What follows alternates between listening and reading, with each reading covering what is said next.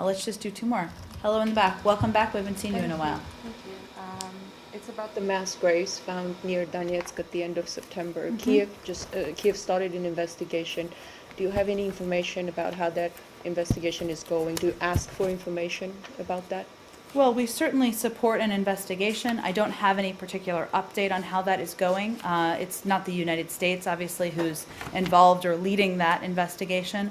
I'm happy to check and see if there's more to report on that front. The investigation into the fire that killed 40 people in Odessa in May has stalled. The Rada Commission has closed the investigation without any result. Do you have a concern that this mass graves investigation too could hit a dead end? Well, we certainly want to see the investigation move forward. I understand there's been some challenges there were in the past about access to the area that was being blocked by separatists. I'd have to get an update on that and see if that continues to be the case. But as we've said before, we support the investigation. Actually, on access, what's your understanding of the MH17 that site and the investigation? Well, we understand that yesterday the Dutch were able to visit the site, and actually, 2 days ago.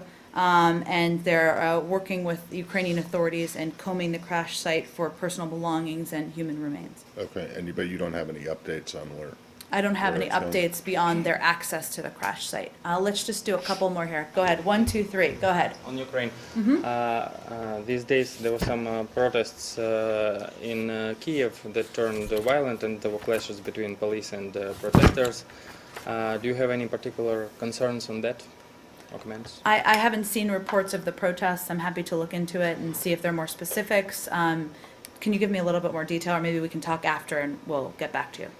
Supposedly there were nationalist protesters who were against the policies of current government, and they clashed with police. We will take a look at that and see if there's more. We saw, and I don't know if this is, we'd seen reports a couple of days ago. I don't know if this is the same protests. Maybe. Why don't we talk after and we'll see if we can get you something more specific. Serbia